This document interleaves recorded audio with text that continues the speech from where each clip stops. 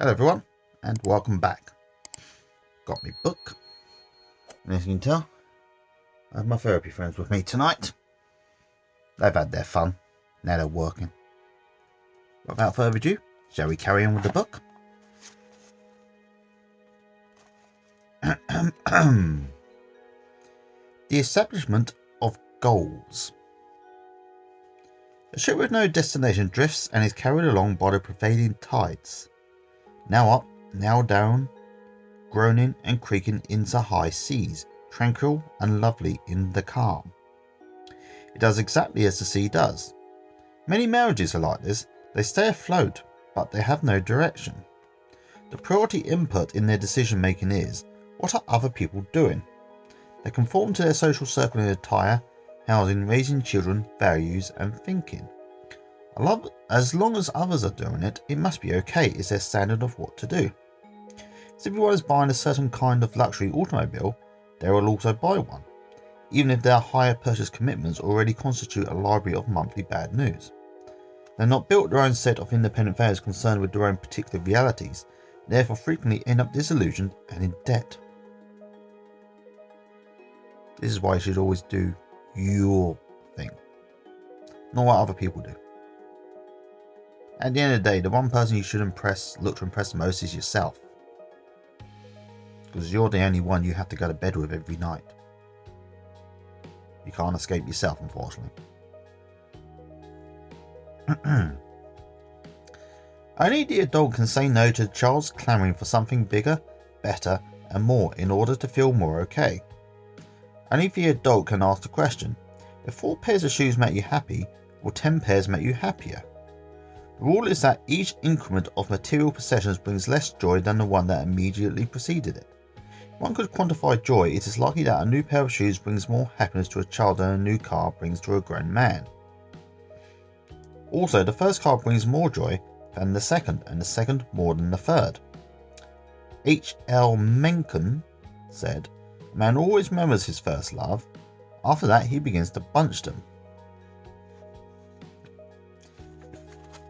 Sorry, gotta turn a page. The child in us needs bunches. As on Christmas morning, surrounded with gifts, the child cries, "Is fat all?" Little boys ask on their children's television program, "What eat Christmas?" "I don't know," he said, distressed. "There was too many." An adult examination of a family's realities can weigh whether or not the accusation of a certain possession will be worth, in terms of joy, the mortgage, the department store bill, or the diversion of the money to something else. Got an itch. This adult can also give in to the child's need to collect bunches of possessions by taking up a hobby such as collecting stamps, coins, rare books, model railroad equipment, bottles, or rocks. The adult can determine whether the expenditure for these collections is realistic. When it is, the bunching is fun and harmless. If it is bankrupting the family, however, example collecting villas, sports cars, and original Picassos. Don't know how many people would actually be able to collect original Picassos, but we'll go along with it. The adult may have to say no to the child's fun. Okay. Are you with me so far, people? Decisions regarding hobbies, possessions, where to live, and what to buy must be made according to a set of values and realistic considerations unique to the marriage. Agreement about these decisions is extremely difficult if goals for the marriage have not been established. A couple in treatment may learn to see the difference between parent, adult and child, but they are still on the same social sea, and if they do not chart a course, they will, despite all their insights, continue to follow the old ups and downs and fun and games. It takes more than knowing something to muster the power to cut through the social currents. It takes the establishment of and embarking upon a new course in the direction of goals arrived by the adult. Persons either set a new course or they fall back into the same patterns of drift. It does not matter how many charts they have. This is where the consideration of moral values, of ethics and religion become important to the course of a marriage. Man and wife must undertake some fundamental inquiries about what they consider important in order to chart their course. Will Durant views the fundamental problem of ethics in the form of the question, is it better to be good or to be strong? This question can be asked in many ways in the context of the marriage. Is it better to be kind or to be rich? Is it better to spend time with the family or to spend time in civic activities? Is it better to encourage your children to take it on the chin or to hit back? Is it better to live big today or hoard every penny in the bank for tomorrow? Is it better to be known as a thoughtful neighbour or to be known as a civic leader? All questions. These are questions which can lead to hopeless forensic entanglements unless they are asked by the adult, for they are difficult even then. It is not enough to know what opinions the parent in each partner contains in answer to these questions.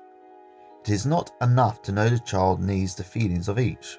If the parent or child data is in disagreement, there must be some ethical standard accepted by both, which can give directions to the course of the marriage and value to all decisions that must be made. It has been said that love is not a gazing at each other, but a looking outward together in the same direction.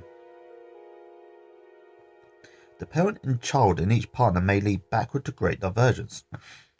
Only through the adult is convergence possible, yet the goal out there cannot be established without moral and ethical considerations.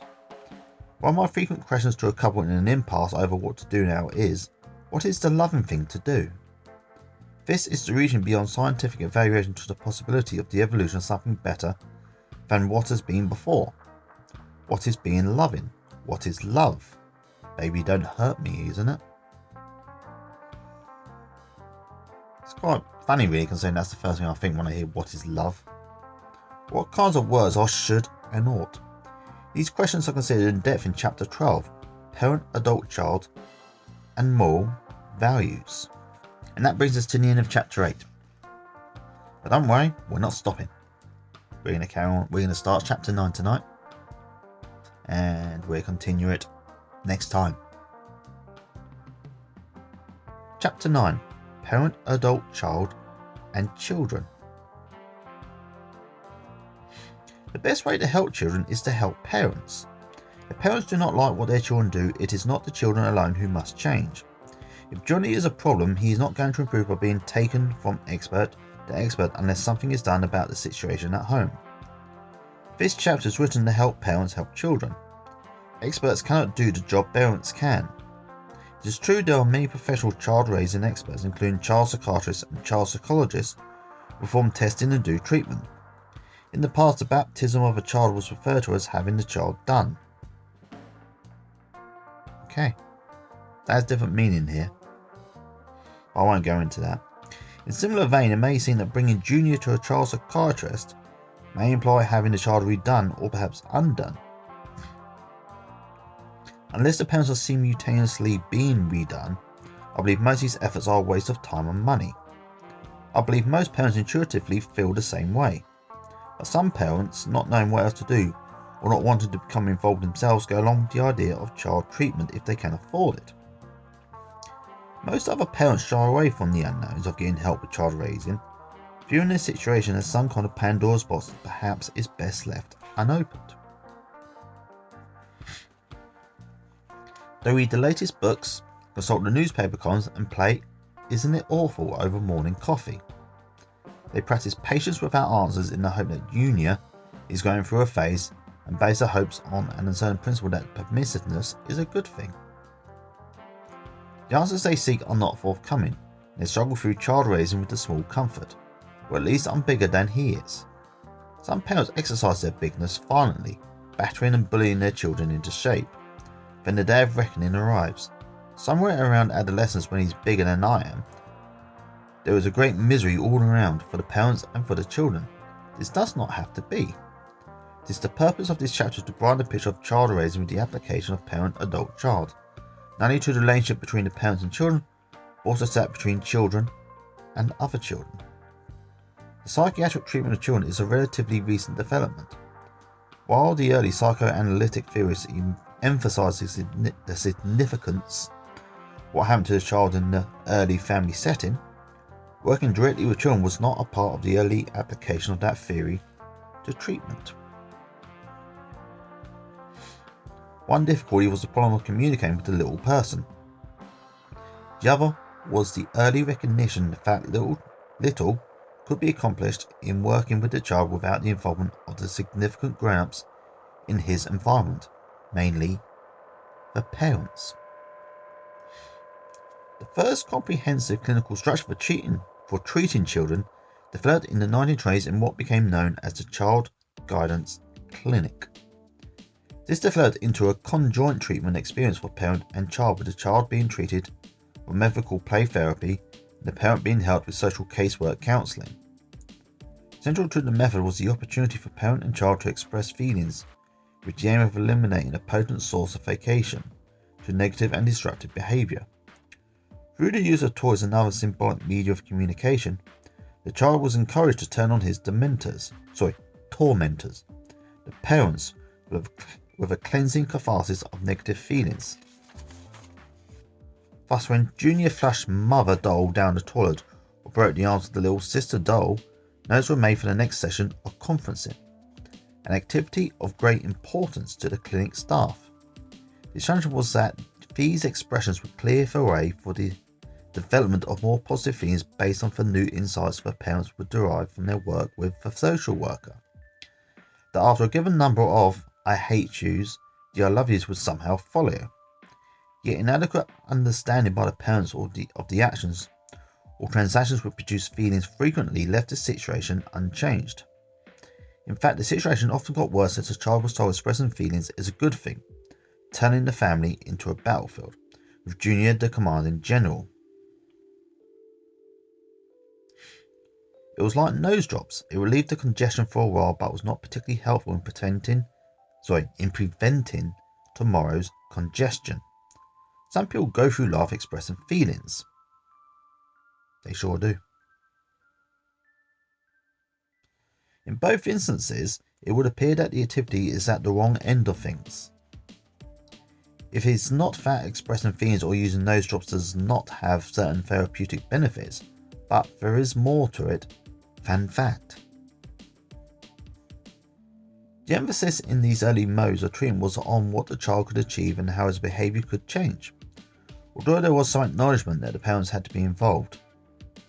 Our emphasis in transactional analysis is on what the parents can achieve so that the nature of transactions become parent and child will change. When this happens, the change in the child will soon follow. Everyone recognises the increasing complexities of the culture and social structure in which we live today, with the many pressures that tend to weaken and even destroy the family as the primary social structure for meeting the emotional needs of children. Where are we? Now I've lost my place now. Excuse me a moment, people. 2 hours later. Okay, I found it. Under the impact of uncertainties, the outpourings of news and entertainment media, and a flood of demands, the modern mother feels embattled and frequently on the verge of disintegration in her struggle with frustration. Everything around her is in conflict. Her sensitivity is dulled as it has to be, as within seconds a television set moves from the ghastly reports of war to the glories of a new life with Clairol. A parent is in conflict with her husband's parent over the finer points of child raising. A parent rides her child in an eternal dialogue that makes her feel a failure as a mother. Her children scream at each other and at her. She needs to get more data, but the data conflicts. One authority says spank, another says never spank, so another says spank sometimes. Spanking, in case you don't realise, is the act of smacking someone, like that, but you usually do it, say, on the bottom, usually, because that elicits the most pain and shows less evidence.